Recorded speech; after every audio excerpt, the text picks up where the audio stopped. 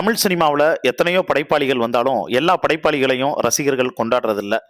வித்தியாசமா தன்னுடைய தனித்துவத்தினால மக்கள் மனசுல டிஸ்டர்ப் பண்ணக்கூடிய ஏதோ ஒரு படைப்பாளியை தான் அவங்க இப்போ வரைக்கும் தூக்கி வச்சு கொண்டாடிக்கிட்டு இருக்காங்க. அதுல ரொம்ப ரொம்ப முக்கியமான ஒரு படைப்பாளி யாருன்னு கேட்டா பாலு மகேந்திரா. பாலு மகேந்திராவை பத்தி சொல்லணும் அப்படின்னா 1979 அவர் இயக்குன அந்த முதல் படம் இருக்கே ஆக்சுவலா, அதாவது அழியாத கோலங்கள், அதுக்கப்புறம் மூடுபனி, மூன்றாம் பிறை, நீங்கள் கேட்டவை, இரட்டைவால் குருவி, சதிலீலாவதி, ராமன் அப்துல்லா, அது ஒரு கனாக்காலம், தலைமுறை உள்ளிட்ட ஒரு 15 படங்களை இயக்கியிருக்கார். இந்தி, தெலுங்கு, மலையாள மொழிகள்லையும் படங்கள்ல இயக்கியிருக்காரு. இயக்குனர் பாலாவா இருக்கட்டும், ராமா இருக்கட்டும், வெற்றிமாறன், சீனு ராமசாமி, இவங்க எல்லாருமே இவருடைய பட்டறையில உருவானவங்க தான். அதாவது இவர்கிட்ட அசிஸ்டன்ட் டைரக்டரா இருந்தவங்க தான். பாலு மகேந்திராவுக்கு அகிலா, நடிகை சோபா மற்றும் நடிகை மௌனிகான்னு 3 மனைவிகள். பாலு மகேந்திரா தன்னுடைய முதல் மனைவி அகிலா குறித்து பேசியது என்ன சொல்லியிருந்தார் அப்படின்னா, எனக்கு அகிலா மனைவியா கிடைச்சது முன் ஜென்மத்துல நான் செஞ்ச புண்ணியம். அகிலாவை நான் திருமணம் செய்யும் போது அவளுக்கு 18 வயசு, சரியா புடவை கூட கட்ட தெரியாது. அந்த அளவுக்கு ஒரு வெகுளித்தனமான பெண். புராண காலத்துல கண்ணகி, சீதை போன்ற பத்தினி பெண்களை பற்றி படிச்சிருப்பான். அகிலாவும் அந்த மாதிரியான ஒரு பெண் தான். இந்த யுகத்துல அவ பிறந்திருக்க தேவையில்லை, அவ அந்த காலகட்டத்துல பிறந்திருக்க வேண்டியவ. அந்த அளவுக்கு அடக்கம், அமைதி, பொறுமை என பத்தினி பெண்களுக்கு தேவையான அனைத்து குணங்களையும் கொண்டவர் தான் அகிலா. அகிலா செஞ்ச பாவம் எனக்கு மனைவியா அமைஞ்சது. அதுக்கப்புறம் பாலு மகேந்திரா நடிகை சோபாவை திருமணம் செஞ்சுக்கிட்டாரு.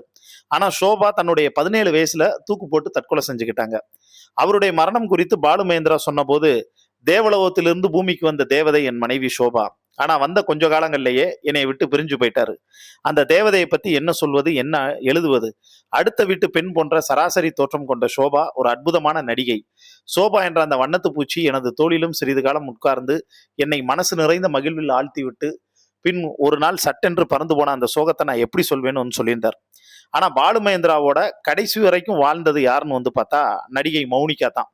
மௌனிகா பாலு மகேந்திராவை விட 30 வயசு சின்ன பொண்ணு அப்படின்னே சொல்லலாம். அதாவது 30 வயசு சின்னவங்க. பாலு மகேந்திரா மௌனிகா பற்றி என்ன சொன்னார்னா, 1998 நாங்கள் இருவரும் மனப்பூர்வமா கல்யாணம் பண்ணிக்கிட்டோம்.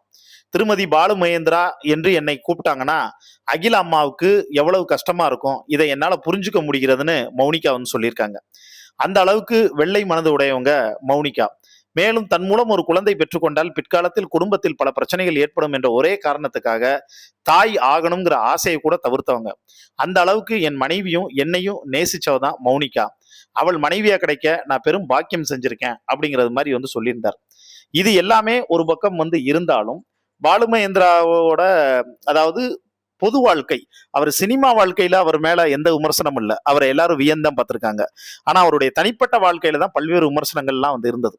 இது ஒரு பக்கம் இருக்கக்கூடிய சூழ்நிலையில 1963 அகிலேஸ்வரிய திருமணம் செஞ்சுக்கிட்ட பாலு மகேந்திரா அதுக்கப்புறமா சோபாவோட ரகசிய உறவுல இருந்தாரு.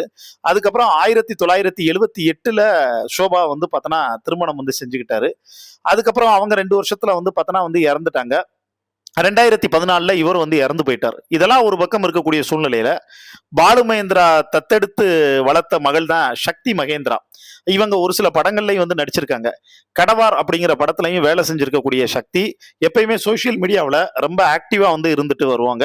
புகைப்படம், வீடியோ எல்லாமே அப்டேட் பண்ணிட்டு வருவாங்க. இது ஒரு பக்கம் இருக்கக்கூடிய சூழ்நிலையில மகளிர் தினத்தை முன்னிட்டு கண்கலங்கியபடி எடுத்த ஒரு வீடியோ அவங்க பகிர்ந்திருக்காங்க. சக்தி வீடியோவை பார்த்த ரசிகர்கள் எல்லாருமே என்னாச்சு, ஏன் இவ்வளவு சோகம், திடீர்னு என்னாச்சு உங்களுக்கு, ஏதாச்சும் பிரச்சனையா அப்படின்னு அவர்கிட்ட நலம் விசாரிக்க ஆரம்பிச்சு அவருக்கு கீழே கமெண்ட்ஸ் எல்லாம் பார்த்தா போட ஆரம்பிச்சிருக்காங்க. இதை பத்தி உங்களுக்கு தோணக்கூடிய கருத்துக்களையும் கீழே இருக்க கமெண்ட் பாக்ஸ்ல மறக்காம மென்ஷன் பண்ணுங்க.